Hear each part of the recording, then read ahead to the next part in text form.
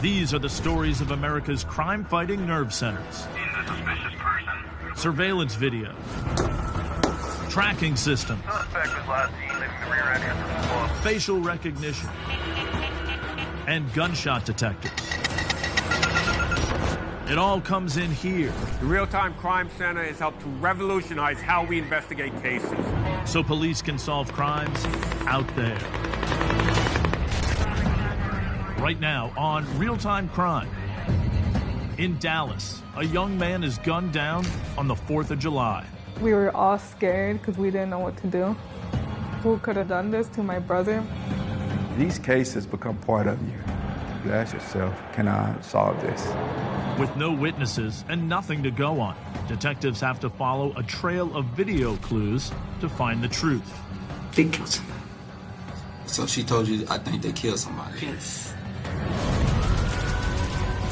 And in Washington, when the smoke clears from a raging fire.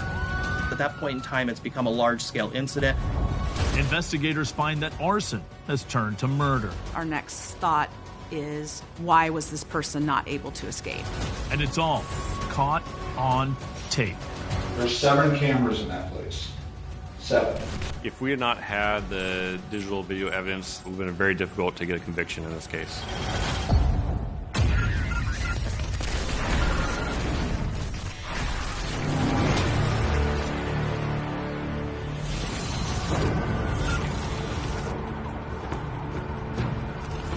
Dallas, Texas. It's a big city with big city crime problems. Parts of Dallas are among the most dangerous areas in the country. My name is Derek Cheney. I am currently employed with the City of Dallas, Dallas Police Department. Police in Dallas bring all their tech together to curb crime. We have a center that's attached to our department. I call it our Homeland Security of DPD. This is the brain of the department. They have resources from computers to research to live feeds that they are watching.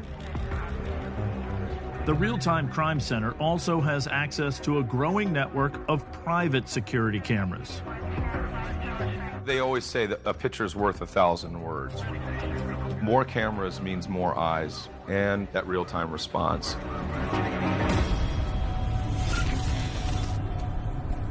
On the evening of July 3rd, 2017, security cameras keep watch over an apartment complex in northwest Dallas. We have a lot of crimes that take place in this area. 18-year-old Oziel Garcia lives here with his parents and 5 siblings. That night, my brother Oziel told our mom that he was going out. It was fine since he would always get home safe. Oziel left in his truck that night, headed to his friend Jose Soto's house. Can I get a number 13? Number 13? Yes. Oziel picked me up around, I say, 5 p.m. We enjoyed the fireworks, and after that, we just ate, we hanged out for a little bit.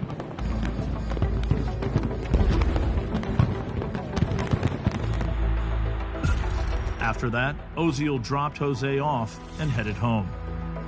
Whenever we would go out, my mom would always stay up late to wait for us to get home. Our brother's parking lot would be outside our room window. You could see the light of his truck whenever he would arrive home.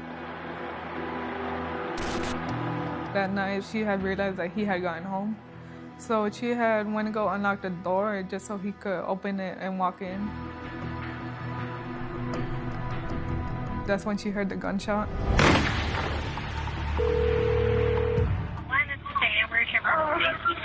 Can the police come? Someone shot. I saw him. Okay, and who is shot? My brother. Can you please come?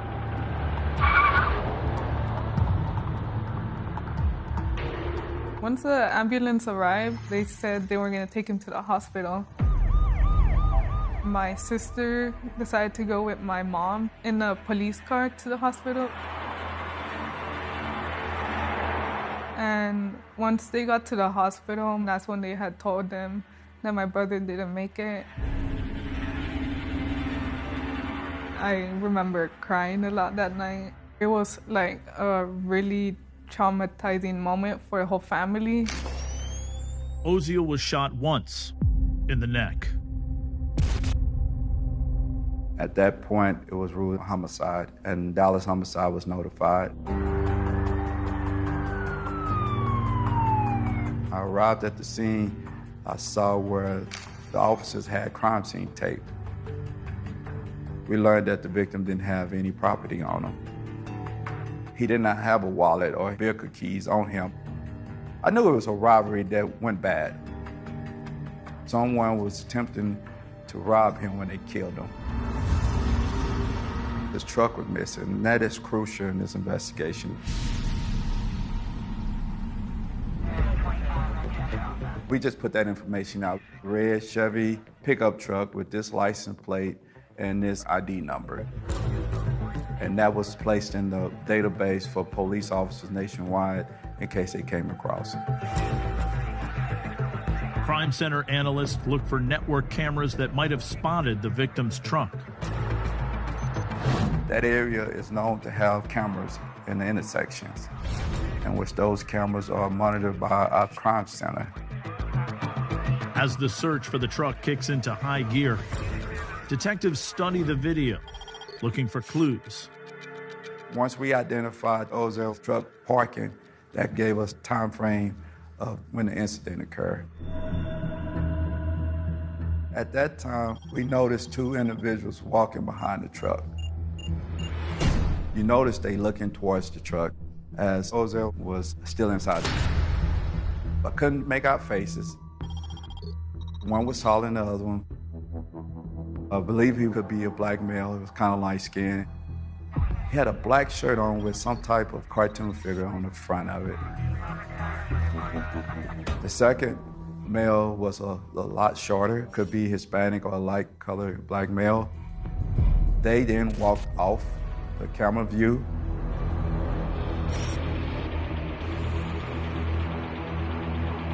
You saw the victim get out the truck, and he walked around to the passenger side as if maybe he was checking the door. The footage appears to drop out just as Oziel walks towards his home. Seconds later, you see the same two individuals running from the breezeway. You see the black male, the taller male with the black shirt with the cartoon figure runs to the passenger side of the truck. They back the truck up, hitting another vehicle behind it, drive his truck off.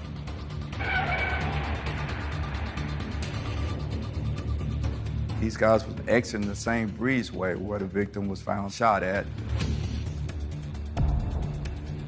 No doubt in my mind that they was responsible for this victim's death.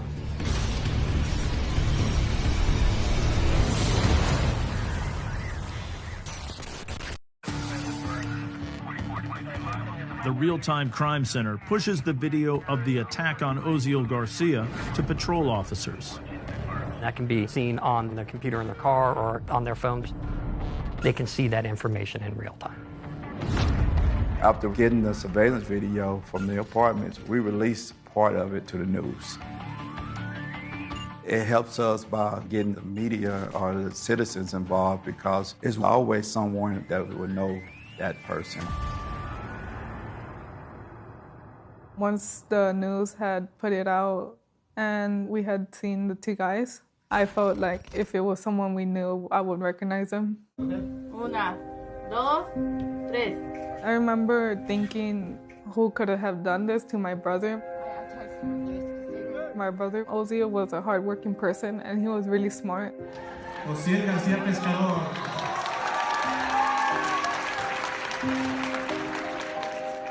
He was like our inspiration to us as younger siblings. We always looked up to him. My brother was really quiet, shy, and he wouldn't really go out of his way to start a fight with anyone. So we were like thinking, who might have done this? We had found out that they took his wallet and they had tried using his card. It was an ATM where they tried to take out money. The family was able to provide me with the account number. Now I got contact with the bank and they said, yes, we do have footage of some individuals trying to use this account. The transaction for the ATM took place right after the murder. You see a dark colored vehicle pull up to the ATM. We knew that they drove the victim's car away, a red Chevy pickup truck, but this was a four-door sedan. It was two guys that committed this murder, but it shows a white female. She was trying to cover her face.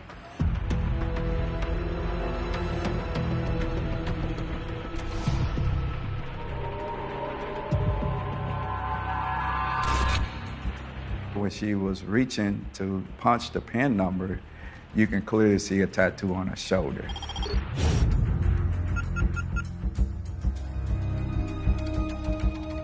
When you continue to look at this video, it shows a black male in the passenger seat.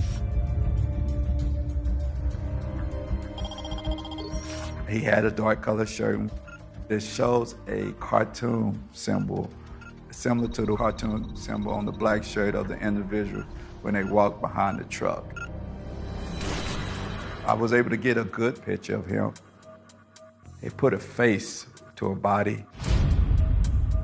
I knew the guy in the passenger seat, his shirt alone matched that of the person that was on the apartment surveillance video.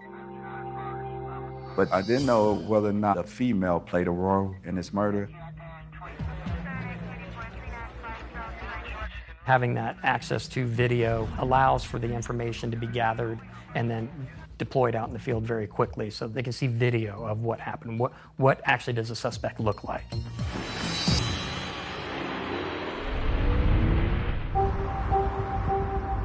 News coverage of the case and the video leads to tips. One lead comes from a woman who says she knows one of the suspects. A young man was shot and his car was taken from him. Okay? Tell me what you know about that. Okay. It was the day after it happened, so I guess it was Wednesday. Okay. She actually talked to one of the suspect's mothers.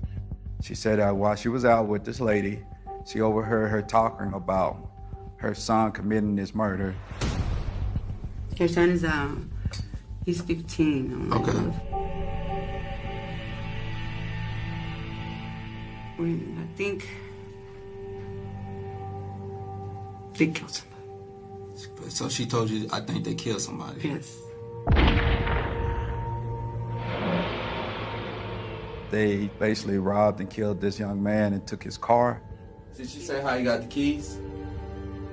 That the black guy threw it to him. And he got him, and when he was running towards to get the truck, he heard the gunshot. He heard the gunshot.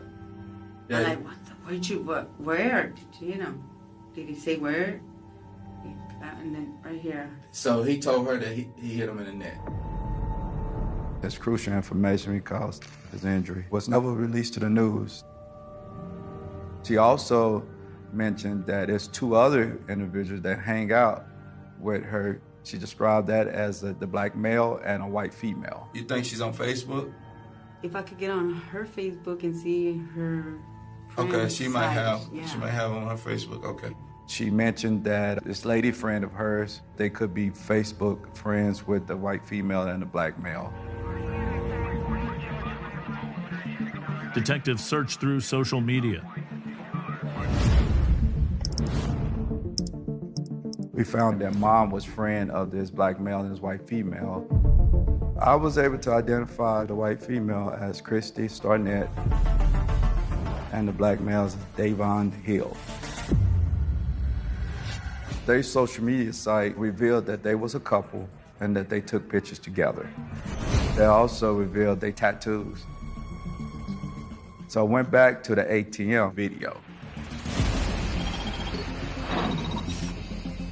And And so that tattoo that I saw on her shoulder, I matched it with the tattoo on her Facebook page.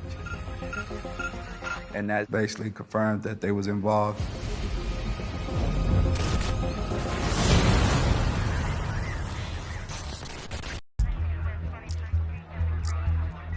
Dallas detectives issue warrants for Devion Hill and Christy Starrett.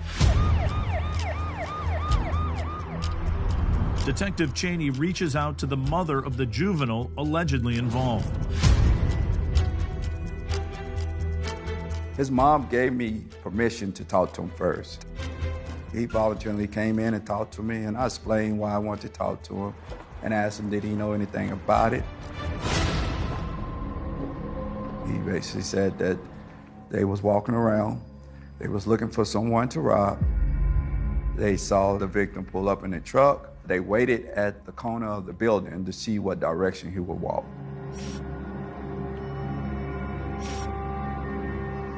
They ran to the opposite end of that breezeway. He said that the victim and the black male became involved in a physical struggle. The victim dropped the keys. He said he grabbed the keys. He said that he didn't know that the victim was shot, but he admitted they took the car. He did not want to provide me with any names of the other individual that was with him and did not want to snitch on anyone else.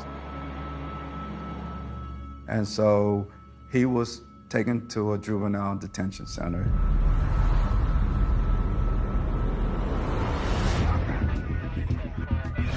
As Detective Cheney interviews the juvenile, there's a break.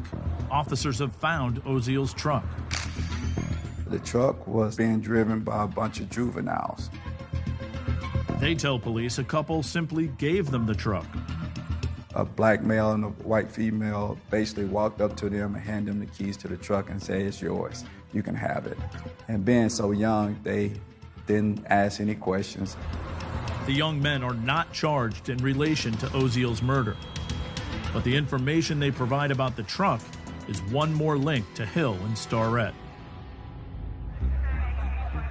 We continue to put the information out there to the media, received a phone call from a witness that identified that these two individuals was currently at her place. We end up having a fugitive unit go out there and basically locate them and arrest both of them. During the arrest, we was able to find the shirt, that black shirt with that cartoon character. And so you have different video clips leading up to a shirt that you found when this guy was arrested. That's good evidence to me.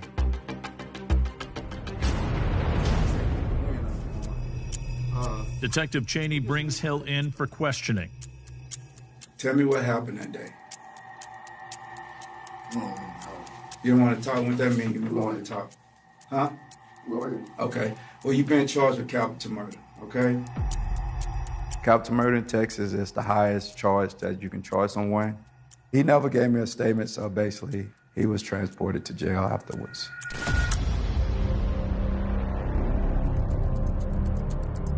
Devion Hill pleads guilty to capital murder and is sentenced to 40 years in prison. The juvenile suspect also pleads guilty to capital murder, and he's sentenced to 10 years probation.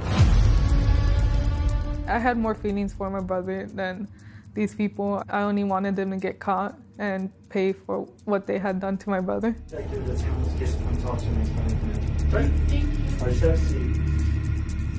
Christy, she did give me a statement to corroborate what information I already had. And so she was charged with a credit card abuse. Christy was arrested. She bonded out, left town, and it was believed that she's in another state at this point.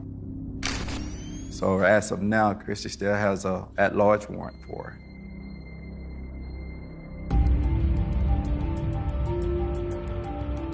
They killed this man for his property. It was just greed. They just saw something they wanted to take, and they took it.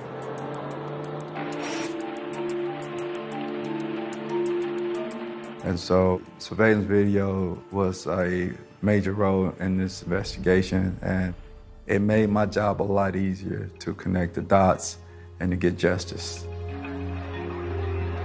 Surveillance video is crucial, but surveillance video won't be as great if you don't have the citizens, the people who want to put a stop to this, the people who are tired of others being victimized or they self being victimized.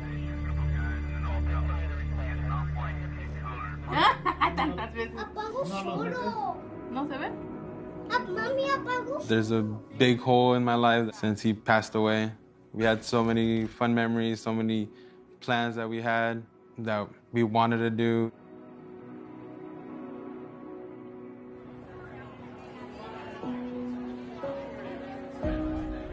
Every year, we release yellow balloons in memory of him. Releasing balloons is like a sign of us giving him a message to him. That we're still here and we remember him all the time.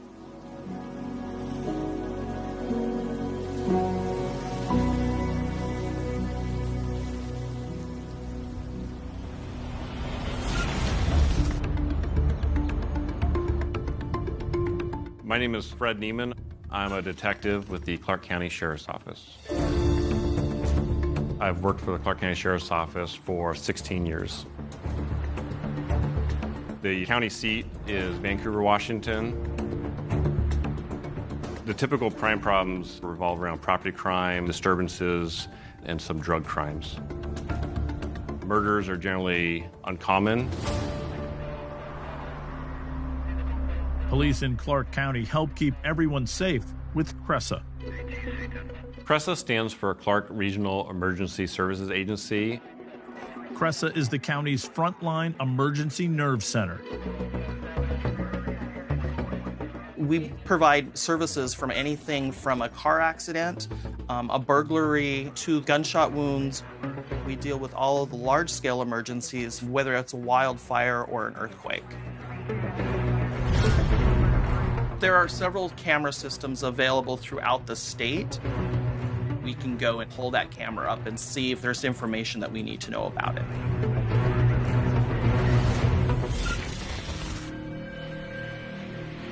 On the morning of January 15th, 2017, CRESA received multiple calls about a fire at the Sifton Market, which is a gas station and convenience store in unincorporated Clark County. The fact that this was a fire at a working gas station required a very urgent response.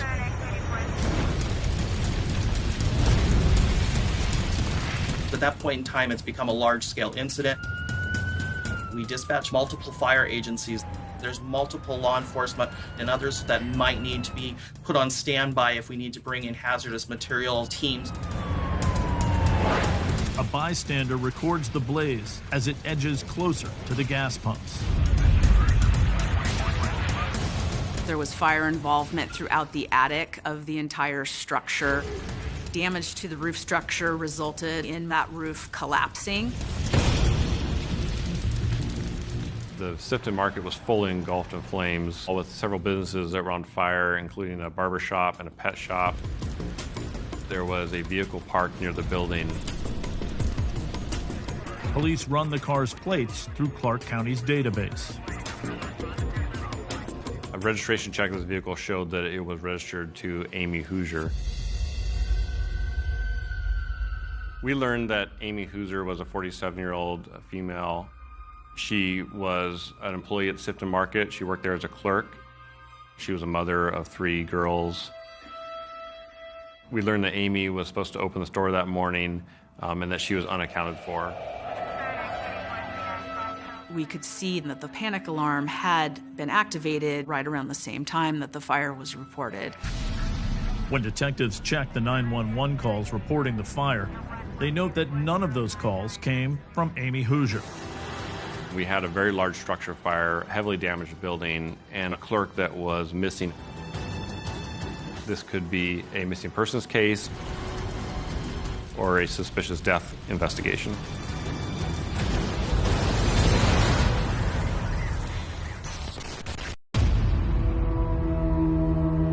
Once the hot spots were extinguished in the building, we were able to get some heavy equipment on scene to remove portions of the collapsed roof structure.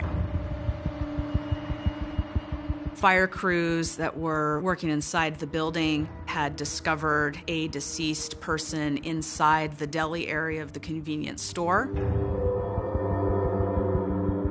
The person appeared to likely be Amy Hooser.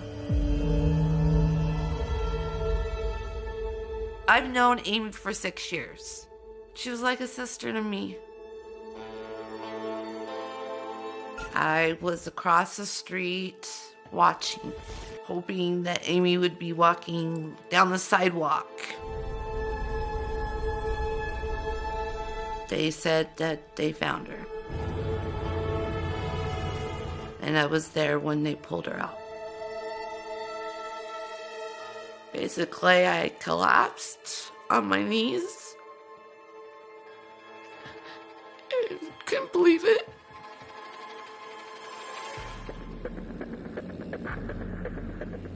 There were several cameras inside the convenience store. And so very quickly, we secured the back office where the DVR was reportedly located. The DVR unit itself was damaged by fire debris and by the water that was used during the firefighting effort. Because of its condition when it was recovered, our digital evidence technician was initially very concerned that we would not be able to recover any digital evidence from the DVR.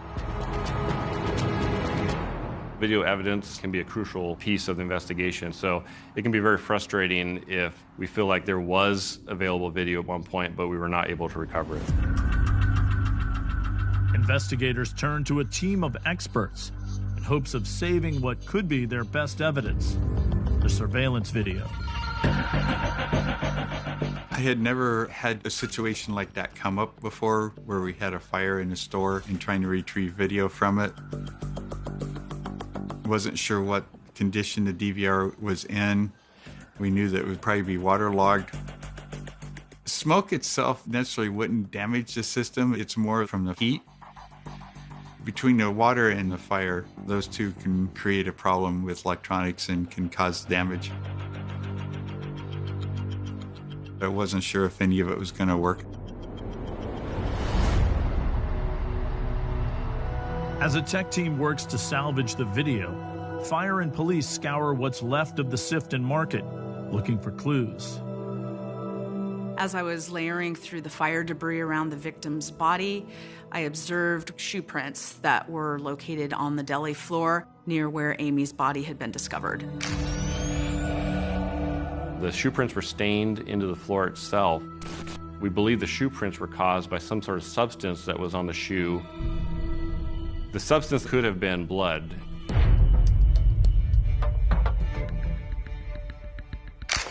The victim's body was brought to the medical examiner for a full autopsy and investigation.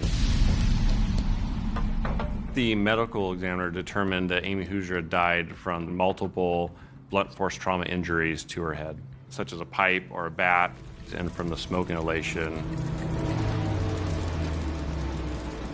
Because of this, we believe that Amy Hooser was still alive and breathing at the time that the fire was lit and the building was filling full of smoke.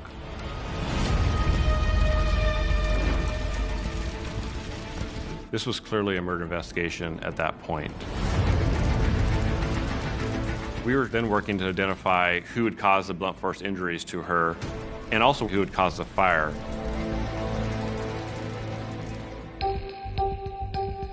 We knew that the DVR evidence could be very crucial for this case.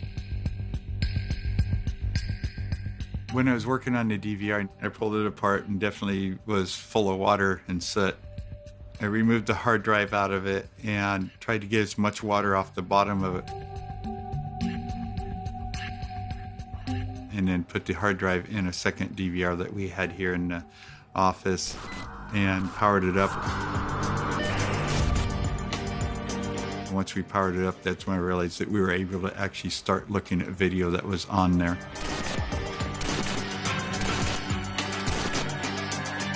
It was a great deal of relief to us to have the video surveillance there, which would clearly show who came into the Sifton Market the morning of January 15th.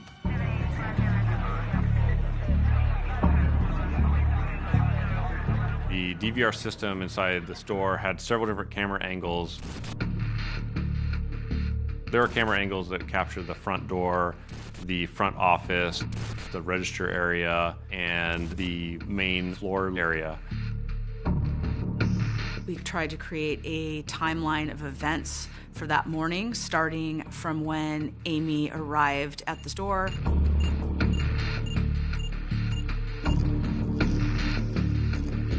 Amy arrived at the store at approximately 5:09 in the morning. One of the early tasks she does is unlock the front door at approximately 5:10 in the morning. She started to go about her store opening duties, just starting to ready the store for the day.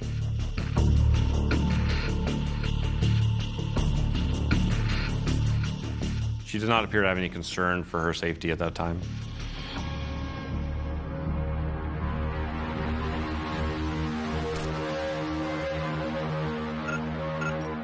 At approximately 5:19 in the morning, the exterior shot of the store shows what appears to be a vehicle pulling in and parking near the pumps. The footage shows a man entering the store and interacting with Miss Hooser. This was only a matter of 15 minutes before our first responders responded to the fire at the Sifton Market. The male in the store appeared to be skinny, short, possibly in his 20s, appeared to be of Asian or Hispanic descent, and he was wearing a plaid shirt with a white shirt underneath. He had on a blue hat with the letters NY on it. It did appear that the male asked to use the key to get to the bathroom, and then he walked off in the direction the bathroom was in the rear of the store. At approximately 5:22 on the video, we see Amy walk towards the back deli area of the store. Seconds later, I observed the man who'd entered the store also walk back in that general direction. That was the last time that we saw Amy.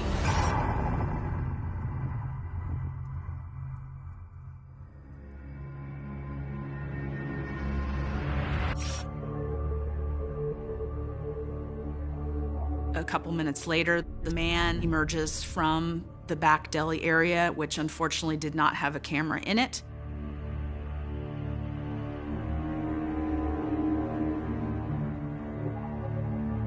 As the man walks into the front office, detectives notice something about his clothing. It's apparent that he has a large red stain on his white shirt where his plaid shirt is unbuttoned.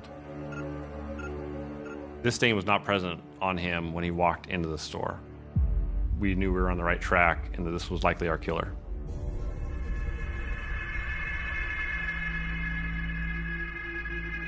At approximately 5:29, we see the male reappear from the deli area, and he walks back by the registers again and into the front office. This time, it's noticeable that his plaid shirt is now buttoned up and is covering the red stain we previously saw. This to me indicates that the suspect was aware that he had visible evidence on him and that he had actually taken steps to cover up that evidence. The suspect is carrying with him paper coffee filters and a lighter. We then see this man ignite a fire on the shelving inside of that front office.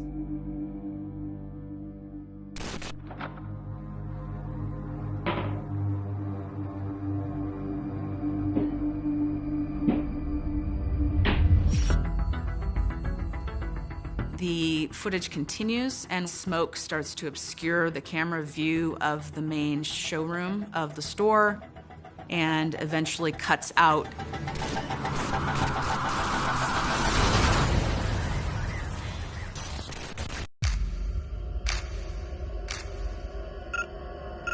The camera that was in the office had the best resolution and the best views of the suspect's face and his characteristics. He does not appear to be upset or frightened. He does not appear to be agitated. He appears just to be casually milling around. Knowing that this man had just committed a murder in the back of the deli is appalling to me. Detectives send pictures of the suspect from the real-time crime center out to law enforcement across the area. We then went to the store employees. We showed them the pictures of the suspect inside the store. Several of the store employees recognized him as a regular customer inside the store, but did not know his name. We learned from employees at SIPTA Market that the suspect may also be a frequent customer at the High Five Cannabis store, which is located just around the corner. After employees at High Five Cannabis reviewed the still images for the video surveillance, one of them said that he knew the suspect very well and he was immediately recognizable. The employee at High Five Cannabis identified the suspect as Mitchell Heng. Once we started researching Mitchell Heng as a suspect, we went to his publicly accessible Facebook page. There's a picture of him and a child, and the child is wearing a blue hat with the white letters N and Y on it. This hat appears to be a match to the same blue with white lettering hat that's seen on video surveillance in the SIPTA Market. We immediately put out a BOLO, which stands for Be on the Lookout For, and that went out to all local law enforcement that we are trying to apprehend Mitchell Heng. We were aware that he had multiple police contacts in his past, and he did have a criminal record. We learned that the address that he lived at was just around the corner, and it was within walking distance of the SIPTA Market. Detectives were able to locate him at a different residence where he was taken into custody outside the residence.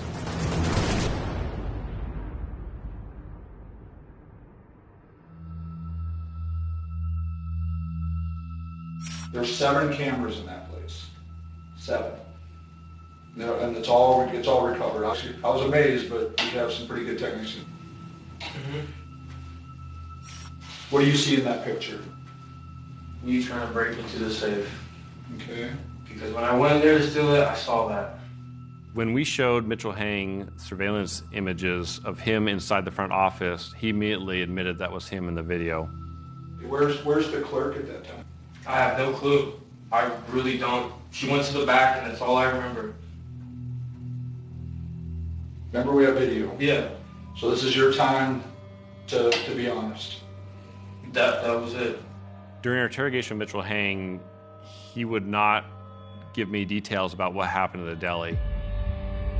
He did admit to going to the back deli area, but he said when he left there, Amy was just fine and was unharmed. She has at least 4 distinctive blows to the head, and I'm trying to figure that out. Because if you're saying, I don't remember, or I'm not going to tell you, this is your time to tell us. We showed a video of him lighting a fire, and he claimed he did so because his fingerprints were on the safe and he had to get rid of the evidence at that point. You lit the fire before you got in the safe, though, so that's not true. Prior to that, you had already been to the back with Amy. And Amy never came back, did she? I can't admit that I was the one who did those blows to her head, clearly, but I did wrong, that's all I'm going to say. Mitchell Heng, at the time of his arrest, was wearing a pair of Nike Air Force sneakers. We noted that the tread pattern was very similar to the shoe prints left at the crime scene.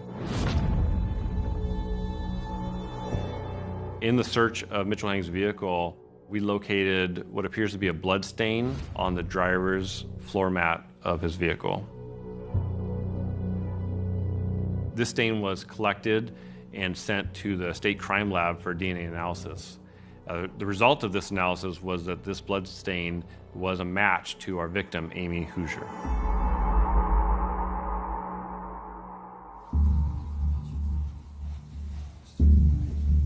We had substantial evidence that Mitchell Heng was a murderer in this case. It's unfortunate we didn't have direct video evidence of the murder itself, but the entirety of the evidence was more than sufficient to prosecute Mitchell Heng for the murder of Amy. This is cause number 17-100-13706, State of Washington plaintiff versus Mitchell Heng. Mitchell Heng was willing to enter a store, murder the store employee, attempt to gain access to the safe, and then try and cover up their tracks by lighting it on fire. Mitchell Heng was convicted of murder in the first degree and arson in the first degree. He was sentenced to 31 years in prison.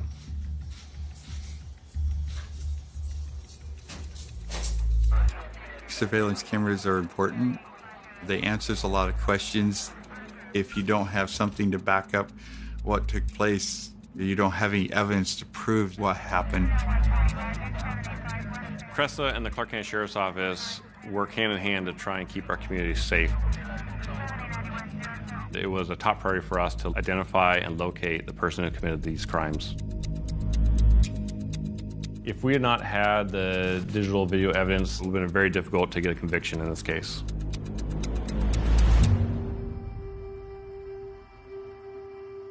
Amy was caring. She had a big heart. She laughed all the time.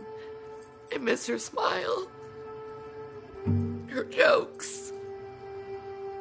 She loved her kids. I know that it's been really hard for them. He gets to see his family. Amy doesn't get to see her family, her mom, her kids. You know, she didn't deserve this.